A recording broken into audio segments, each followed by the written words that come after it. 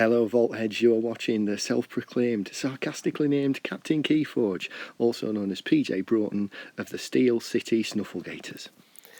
And here we are back again with KOTE 9. This is round 1, and for my team in round 1 I have got adaptive. So here are the 2 decks. So as you'll see, I selected my own deck. Why did I select my own deck? So I ignored the SAS because I'm not true. I think that the Dark Tiding SAS is truly reflective of the set yet. So Amber Control. My opponent's got Burn the Stockpile. They have got 1 Schuler. Every other bit of Amber Control they've got realistically gives me the Amber back. I've got Information Exchange, Doorstep to Heaven, and Think Twice to possibly pull one of them off more than once. So actually I thought, despite the fact that the number's higher for them, they're actually pretty similar. Then I looked at Amber Pips. Okay, I've got 8, they've got 15, that's 7 more, but my double Chelonia and double Cleansing Wave should help make up for that.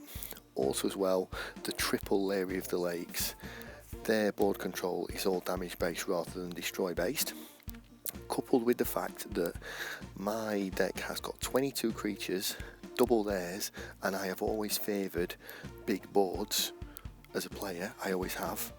I went for mine. So yeah. So I went for mine, they went there for their own, yeah, as you can see, I've got Doorstep and Info Exchange in my opening going second hand of 6, which is not ideal, so I've mulliganed it, because I didn't particularly want to see those in there straight away.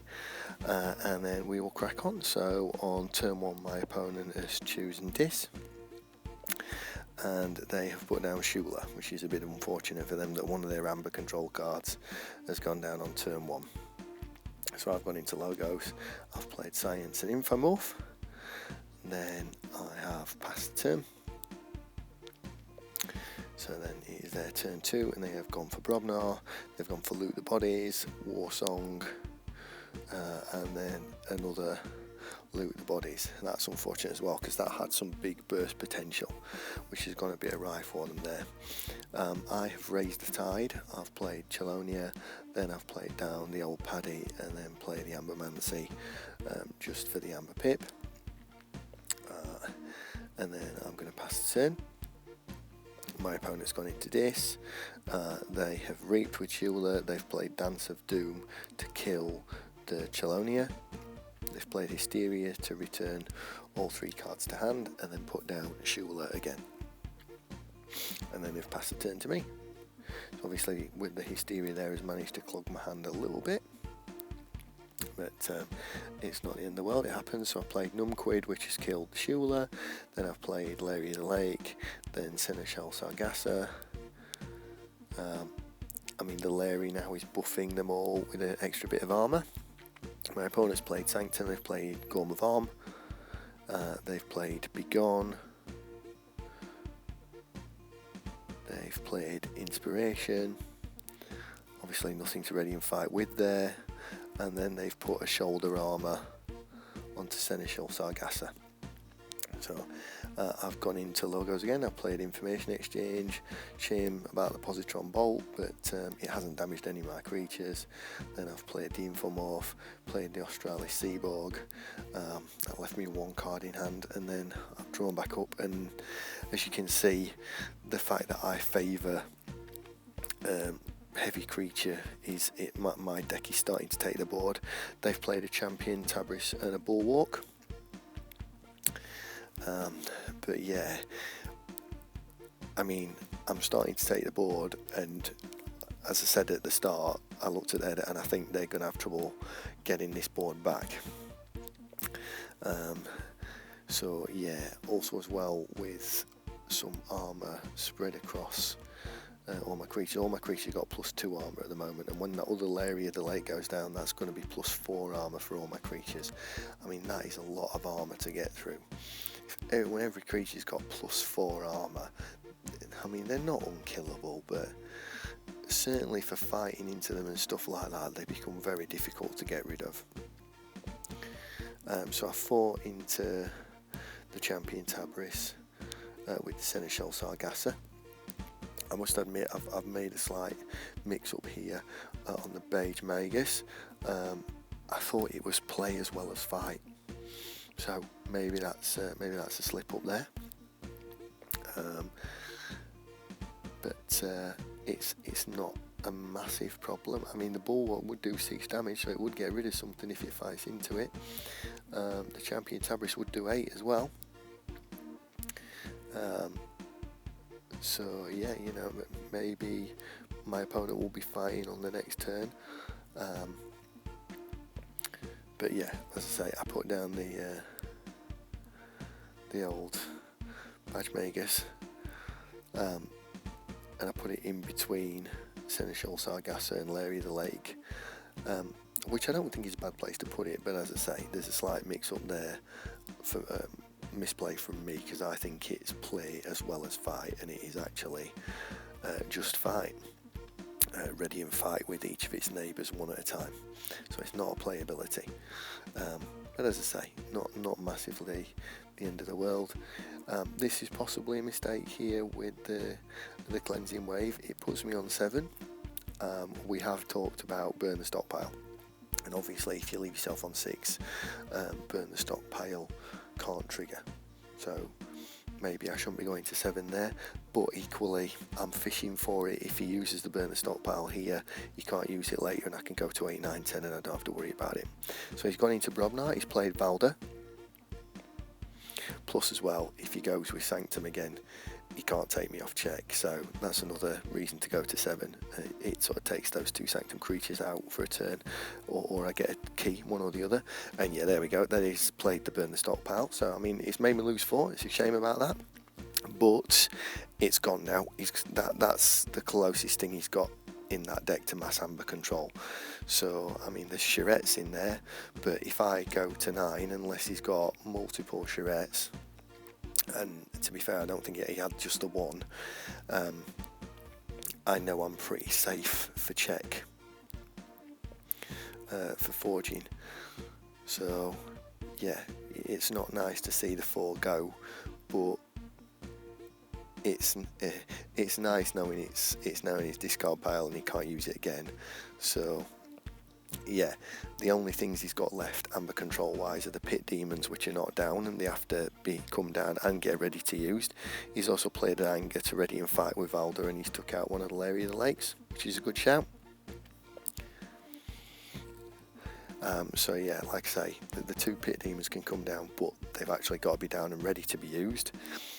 There's the Sanctum creatures that capture, but again, if they're gone, if they're not down, they can't be used.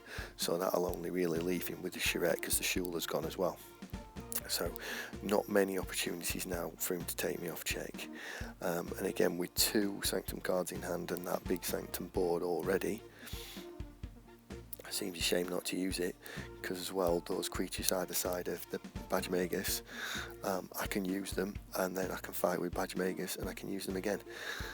So Seneschal Sargasso's just taken out the Valda.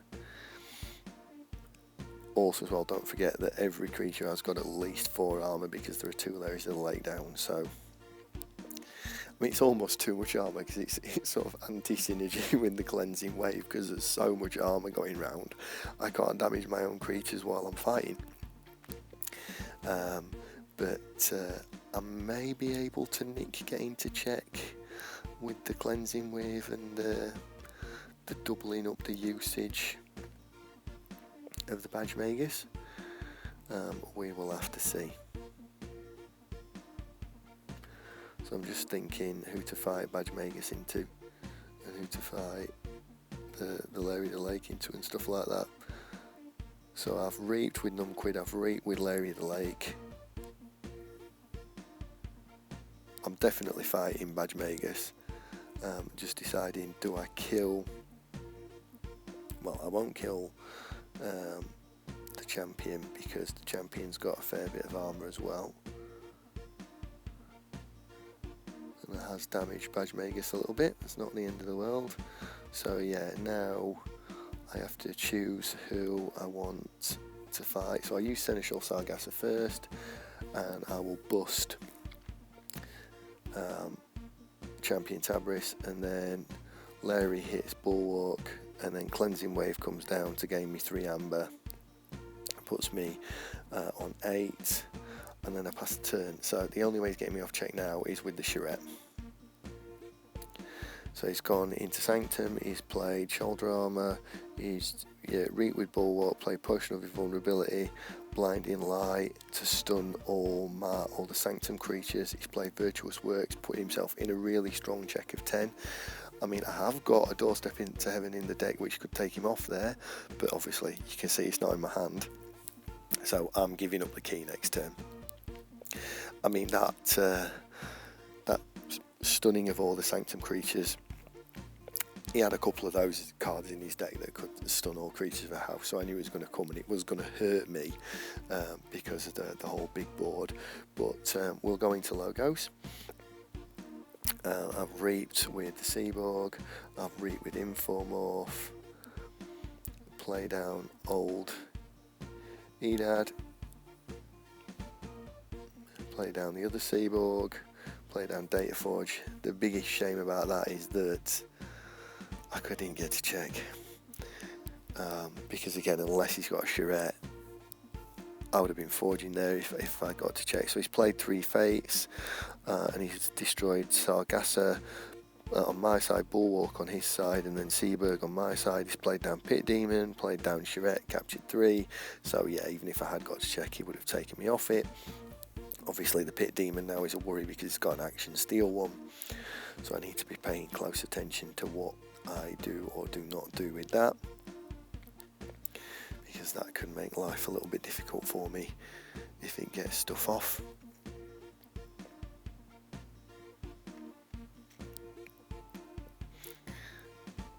Let's see if he's got any other cards, and then he's played Control of the Week and he's chosen logos, which are obviously not great for the amount of cards I've got in my hand, but I have got quite a lot of logos on the field.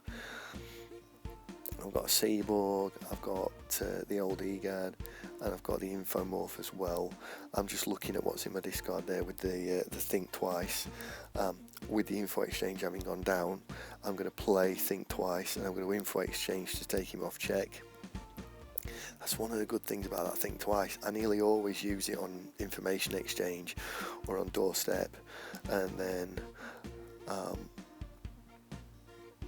I really could do with getting rid of the Pit Demon. So I'm going to fight Infomorph into the Pit Demon, and then I'm going to reap with the Seaborg to take out the Pit Demon. That stops him stealing from me, and then going to reap with the old Egad, and then I'm going to pass the turn. I mean, you may be thinking, why didn't you reap with the Infomorph? If I had done, Pit Demon's alive, and if he chooses this, he actions the Pit Demon to steal one from me. So yeah, worth doing. So he's gone into this, and he's Collar Subordination one of my Larian legs, which is a good shout because that drops the armor on all my creatures to 2. It doesn't add the armor for him though, unless he raises the tide and pays the 3 chains to do that. But that wasn't a bad shout. As well, it's also not a bad shout because he's got Sanctum, so he'll still be able to use it. He's Poltergeist at Gorm of Om, and he's destroyed Gorm of Om. So yeah, he'll still be able to use my Larry when he goes into Sanctum creatures and Sanctum as a house. He's got to 6 again, so he's put himself on check again, which is good for him. Obviously, the Charette now is something he wants to be protecting. He's reaped with Charette, putting himself on 7, because he's spent the Shula, he spent one of the Pit Demons, he spent the Charette, he spent the Burn the Stockpile, he's discarded Pandemonium because that would actually possibly have helped me, and he's passed the turn to me. So yeah, with the exception of 1 Sanctum creature that captures and 1 disc creature that steals when you action it, he's out of amber control. So I've gone into logos just because I want to start getting up to check. So there we go. So I've reaped with Infomorph, reaped with Old Egad, reaped with the Seaborg, past him. I mean, check on 8, knowing that I'm solid, he can't get rid of that. I've also put 2 damage on Charette, so unless he does something to protect that Charette or drops my Seaborg, his Charette is going to be dead next turn, because I can reap with Seaborg and kill Charette with 2 damage. So he's put Blood of the Titans on to Charette after going Brobnar. He's also played down Valder and Flamespitter, and then he's passed the turn to me, so I do forge my second key. So now with 2 keys all, I've gone into logos. So I've reaped with Seaborg, and then I have fought Old Egad into Charette. Now if I put Infomorph into Charette, Charette's dead. That puts me on check at 6. I mean, if I'd done it a little bit of different order, I could have raised the tide, but I had the tide high anyway. So he's gone into Brobnar, he's played Warsong. But yeah, I don't think he can take me off check. He doesn't have the Sanctum Creature down that captures, he doesn't have the Pit Demon down. Brobnar, the Burn the Stockpile's gone, and it wouldn't work at 6. He's played Earthshaker.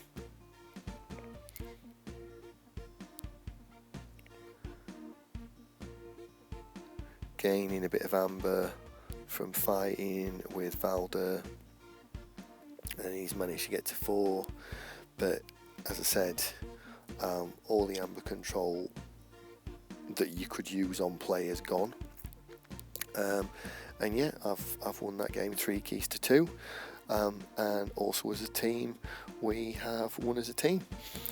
So yeah, on to the next round, and we'll see how we go next week. Thanks for watching, so feel free to like and subscribe.